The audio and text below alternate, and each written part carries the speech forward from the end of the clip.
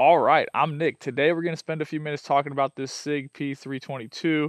Not a bad option. When I bought it, I think it cost about $400. It's probably still in that price point. There's a bunch of different 22 long rifle pistols that come in that $400 range, okay? We're going to shoot a few rounds through it, unsuppressed. Then we'll put the suppressor on, which is a Bandage 22, which is right here. And then we will shoot that as well. This gun lives like this. It lives with the suppressor on it. It lives with the light on there. From the factory, obviously it doesn't come with this light. It doesn't come with the suppressor, but it does come with the threaded barrel. This is an adapter that threads onto the factory barrel. Super easy to install. When you want to clean it, you have to remove that adapter first. Okay, those are just some things to think about. It does come with two 20-round magazines. They're flush fitting from the factory, which is cool. And let's shoot it a little bit. We'll put the suppressor on, shoot it a few times. We'll clear the pistol, put the suppressor on, and then we'll shoot it suppressed, okay? And we'll talk about it a little bit.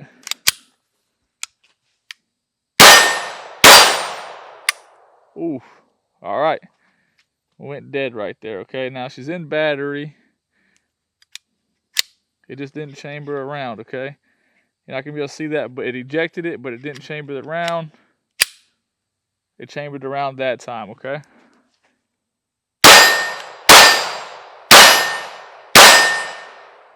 Now you could say that that's just ammo. This is just Remington Thunderbolt ammo, okay? We're gonna eject that over there and pick it up real quick because who believes in wasting ammo? Now the gun is clear. We will take a second. We will install this suppressor on there.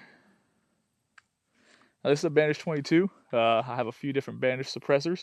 This thing does a great job on here. It does a great job on several other 22 options. Installed that quick, that easy. Now we'll shoot a few off into the wood so you can hear the different noise.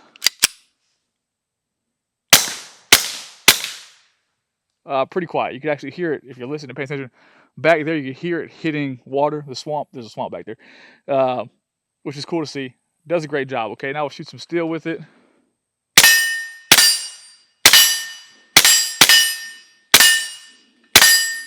Obviously, it's 22, so there's practically zero recoil. Oh, dang, we went dead again.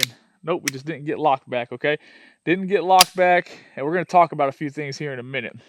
Let's talk about it now, I guess. So some things that I do not like about this pistol.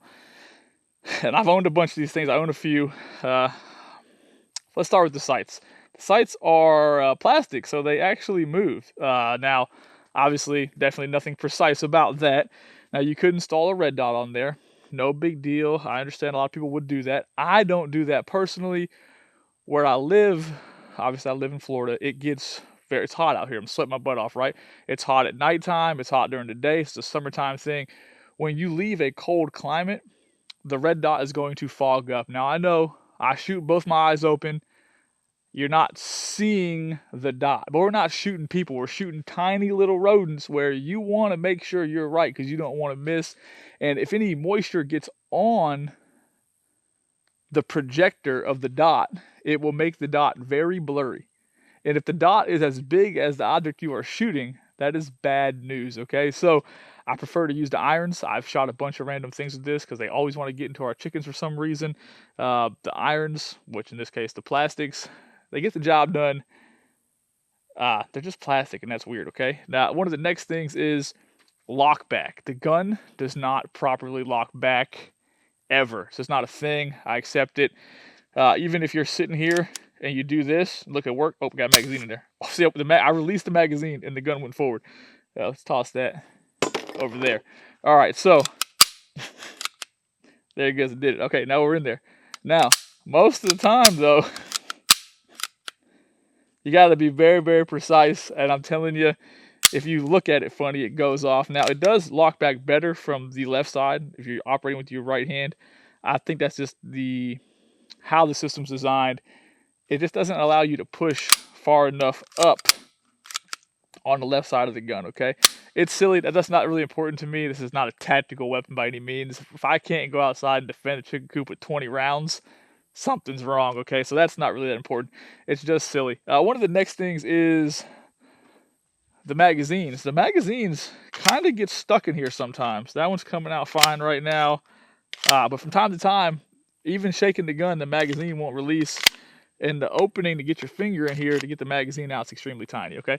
Now, those are silly things. It's a $400 pistol. Nobody really cares. It's for shooting armadillos, raccoons, and other animals to try to get into the chicken coop, okay? Let's run some more rounds through it.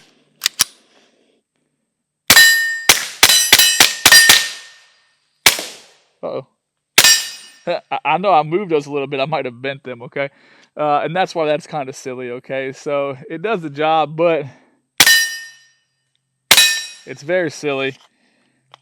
But you have 20 rounds, which is not common in a lot of these pistols. A lot of these pistols only hold 10, which is also silly. So you got to give and go, take and get, right? The 20-round capacity is really, really nice. The plastic sights aren't. For me, I don't want to put a red dot on it. We already stated why, okay?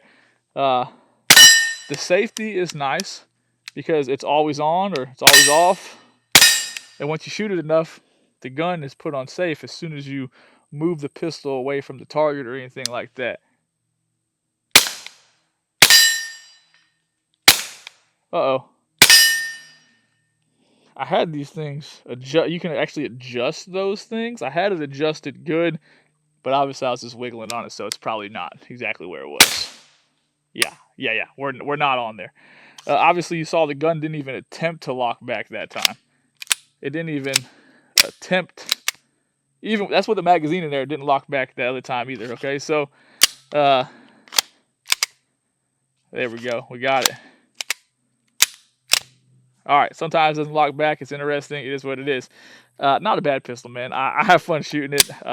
My kids shot it. My wife has shot it. Everybody shot it. My friends have shot it. It's got, I don't know, it's got well over 500 rounds to it.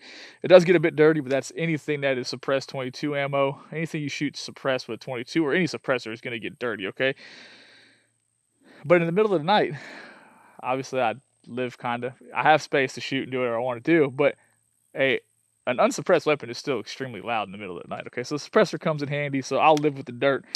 Overall, it's not a bad pistol. The magazines sometimes don't always feed the best, and that's really just because you got to be super precise when you load these things. There's nothing fancy about them. There's relatively no spring tension, okay?